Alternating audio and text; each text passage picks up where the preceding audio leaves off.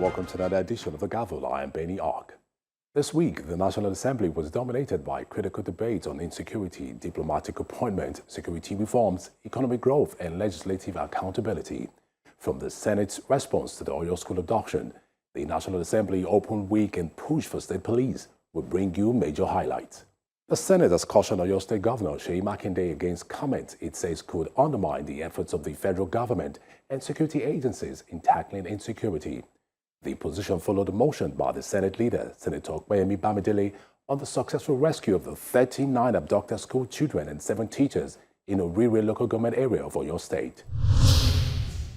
That the abduction represented a disturbing expansion of organized criminal activities into the southwest geopolitical zone and constituted a direct attack on the right of every Nigerian child to education in a safe and secure environment. The successful rescue operation was achieved at considerable cost as gallant members of the Nigerian Armed Forces and the Nigerian Police Force displayed extraordinary courage, patriotism, and uncommon professionalism in confronting the terrorists, leading to the ultimate sacrifice of Lieutenant F.A. Isaac, then Private Silas Musa, 81 Battalion, Nigerian Army, and Sergeant Abena John Jerome.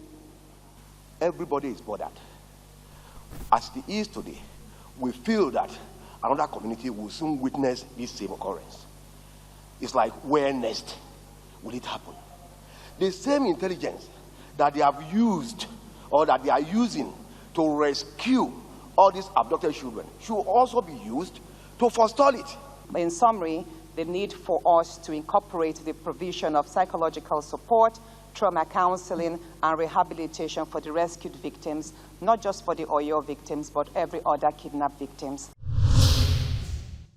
Lawmakers also expressed concern over the continued captivity of many kidnapped victims across the country. Some school children are still in captivity.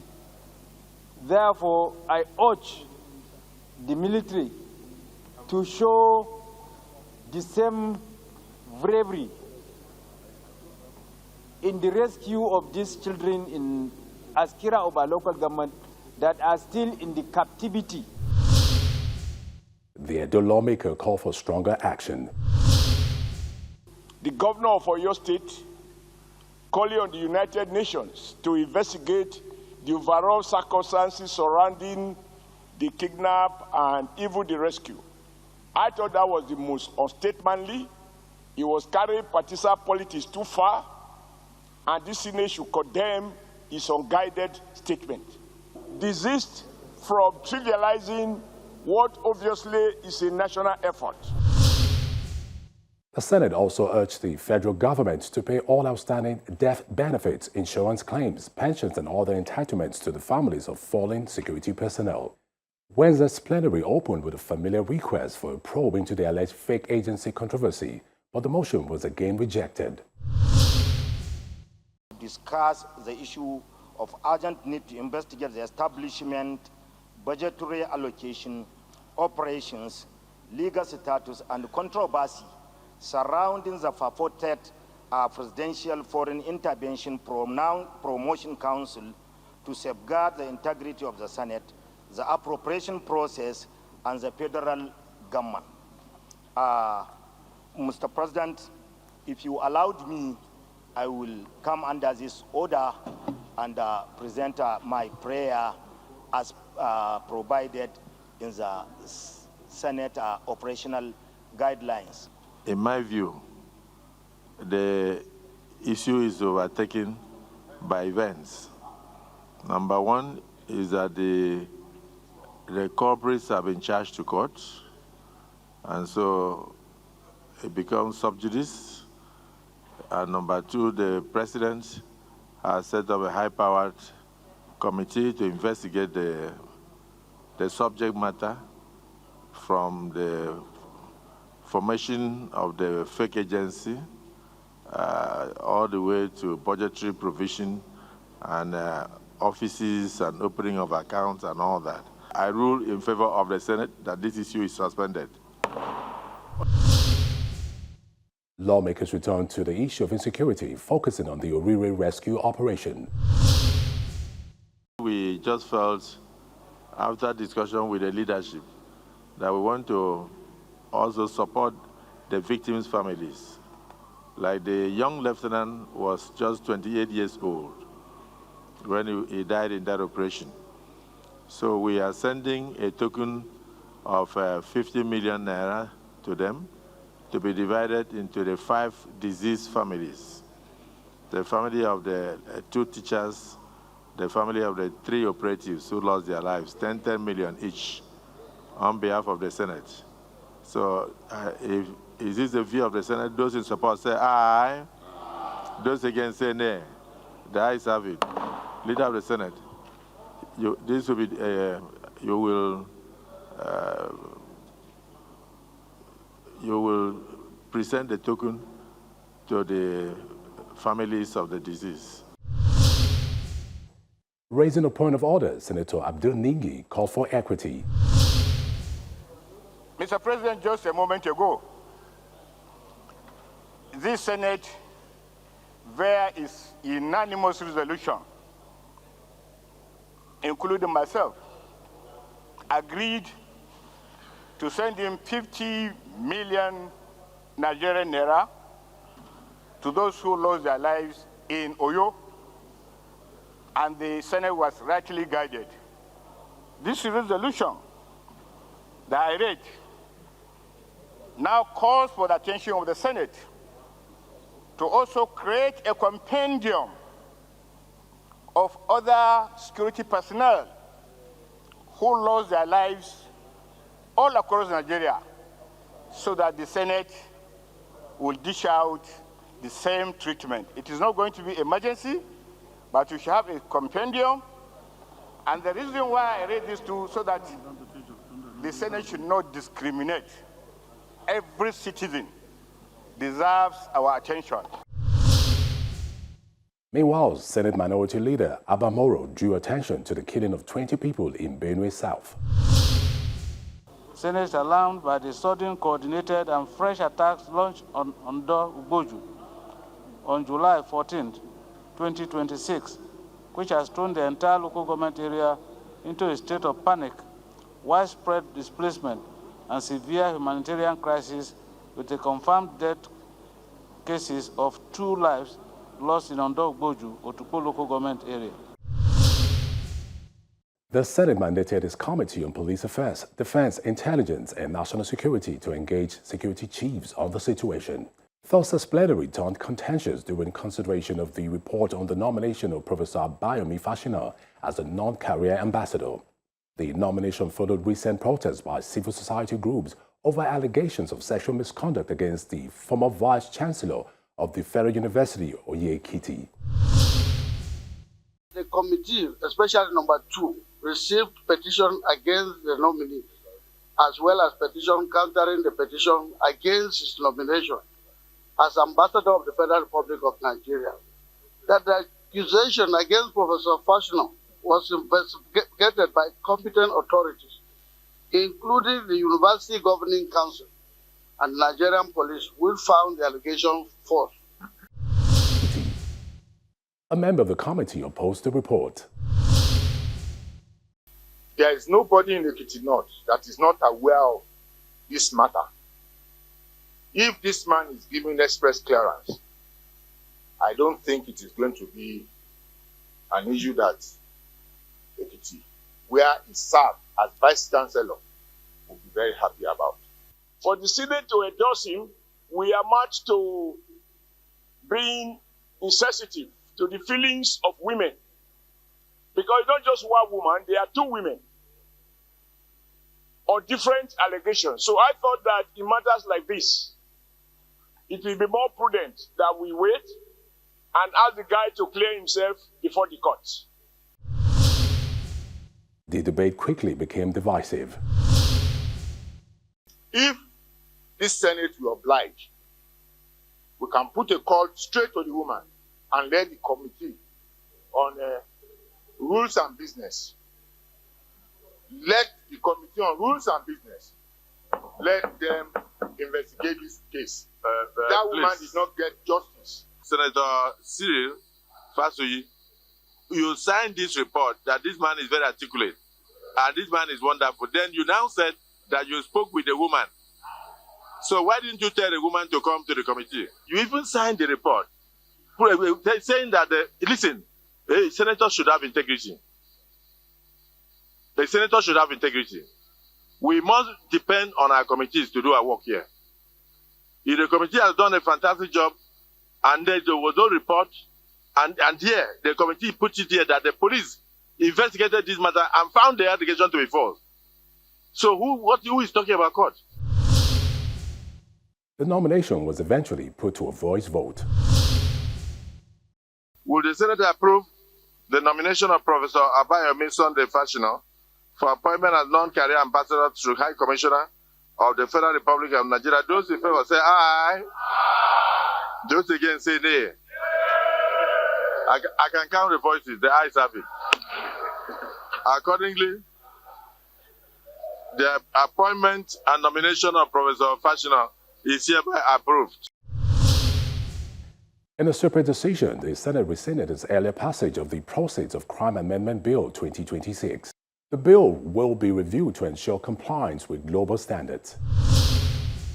The National Assembly this week flagged off its 2026 Open Week, an annual initiative to promote transparency, public participation, and legislative accountability.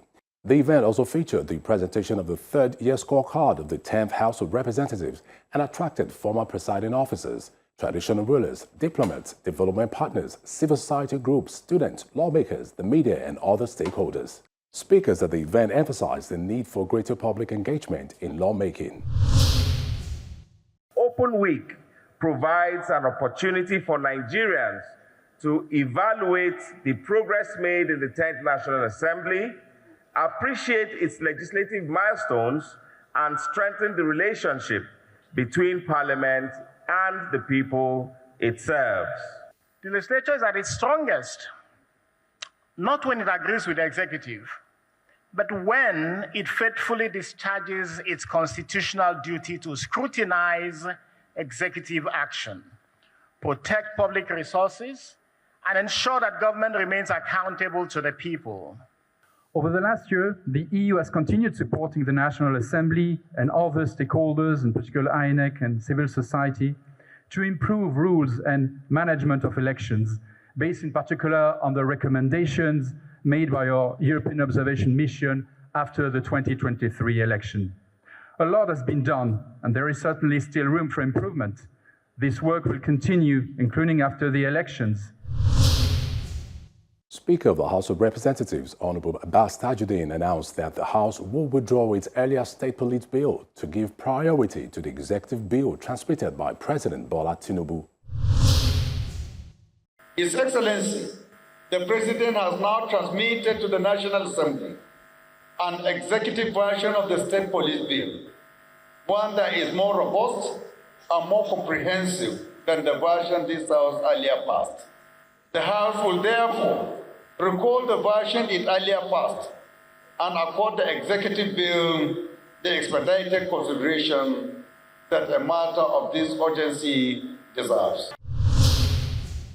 Senate President Godswill Akpabio also urged Nigerians to read bills, follow the legislative process, and engage Parliament constructively. And what we are doing with this Open Week is to keep the people informed. Because when they are not informed, you are deformed. We have to engage the citizens and let them know what we are doing here. We invite Nigerians not merely to observe us, but to engage with us. Not merely to applaud us where they agree with us, but to challenge us. They should challenge us where they believe we can do better. A parliament that listens becomes wiser. A democracy that listens becomes stronger. Welcome back to the Gavel. The issue of state police took center stage at the National Security Roundtable held as part of the National Assembly Open Week.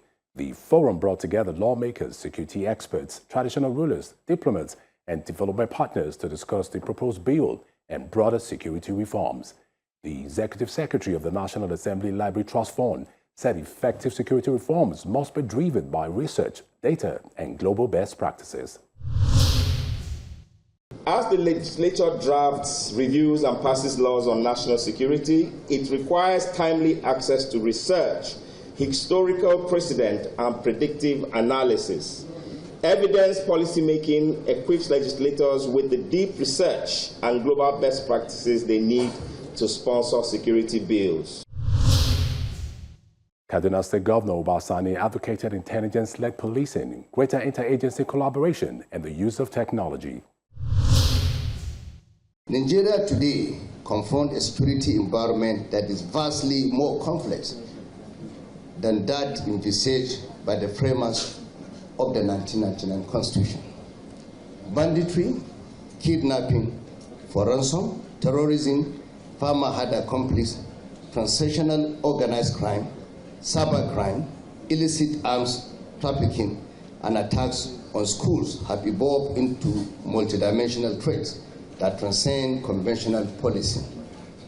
They require institutions that are agile, intelligence-driven, technologically enabled, and sufficiently close to the communities they are established to protect. Speaker Abbas Tajuddin said the executive bill contains sufficient safeguards to prevent abuse of state police while ensuring accountability and federal oversight. I understand the concern that many people bring to this discussion, and it is a reasonable one. It is the fear that a state police could become the private army of a governor or a political godfather. The people who drafted this bill had the same fear, and they answered it. A state appoints its commissioner of police on the recommendation of the National Police Council. The State Assembly must confirm that appointment, and only a 2/3 majority of the Assembly can remove the officer, and even then, only for a good cause. If a state police breaks down or falls into the wrong hands or turns against the very people it should protect, the Constitution allows the federal police to step in. The Legislative Business Breakfast also provided a platform for lawmakers, the executive, the organized private sector, and development partners to discuss legislative reforms for economic growth. Participants called for closer collaboration to improve the business climate and attract more investment. The House Majority Leader called for stronger engagement between Parliament and the private sector, while the Executive Director of the Policy and Legal Advocacy Center urged lawmakers to address insecurity and multiple taxation. We know it is when there is peace, when democracy thrives, that business will thrive. You cannot have development without growth. So that's why today we'll be looking at the business of growth. I think it's so very important that this is something the government takes very seriously if we are to talk about improving the economy. People are not investing in this country simply, and I mean Nigerians, simply because of the level of insecurity in the country. Every agency of government thinks that its business is to go after businesses and tax them. Speaker Abbas Tajuddin reaffirmed the House's commitment to repealing obsolete laws, improving the ease of doing business, and supporting private sector-led economic growth. We commit that laws affecting businesses will be stable, transparent, and made within your input, so that no investor is ever ambushed by a rule they could not foresee. Second, on the cost of doing business, we will build on the tax reforms to harmonize levies across all tiers of government so that one enterprise is not taxed to exhaustion by federal, state, and local authorities at the same time.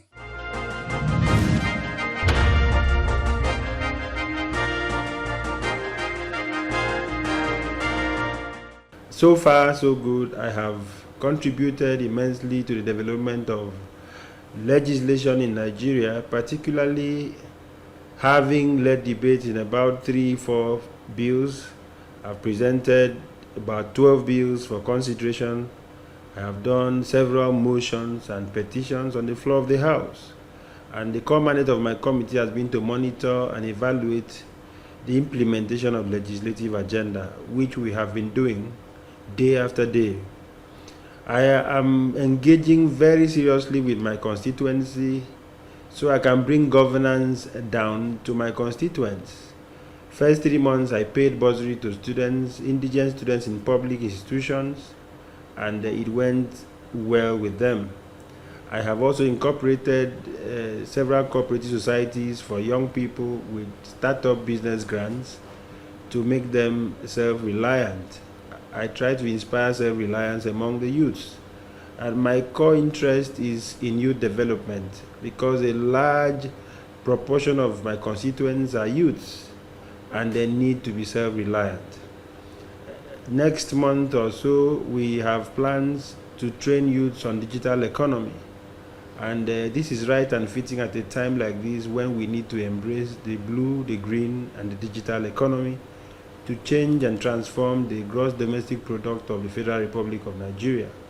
I'm partnering with the Justice Development and Peace Commission and AF Fund project to ensure that the youths of my constituency acquire new skills and can be self-reliant. I have done much more by interacting with stakeholders across party lines to ensure that they engender support for government, for the President of the Federal Republic of Nigeria, and the Senate President of Nigeria, who incidentally is my most prominent constituent. And the partnership has been a laudable one. We're interacting with major stakeholders across party delineations so as to ensure that we deliver on the deliverables as promised during campaigns. We're doing our very best, and then we've contributed immensely in rural development, ensuring that our people see the need to support government, and then we're doing that because we owe the people who voted us into power. We're also interested in sports development. I work with a team, and I know by the grace of Almighty God, for the end of the year, we'll identify the stars that we can promote in sports development. This is what I have done for my people in the past few months in office. And in terms of the budget, we have, the budget has been passed, and to the glory of God, we're executing, or I'm sure that government will execute for my people, the major roads infrastructure that is the core need of my people. There are so many road infrastructure projects that we're looking at, and we're trusting that when completed, the people will be happy. Again, we have also identified another major project, which is the Skills Acquisition Center and the ICT Center, so that the majority of my constituents who are youth can take advantage of these facilities and inspire self-reliance. We have done much more, and before long, these projects will have been completed and will be commissioned accordingly. It is my intention to represent my people beyond the shores of Nigeria in my participation in friendship committees, which by the indulgence of the Speaker, I chair some of them. I'm chairman, Nigerian Tanzanian Friendship Group, and I belong to other friendship groups, which is also to bring to the fore the participation of Nigeria and business interests of Nigeria in partnering with other countries. So far, so good. I still have much more to do for my people because I know that they deserve the best.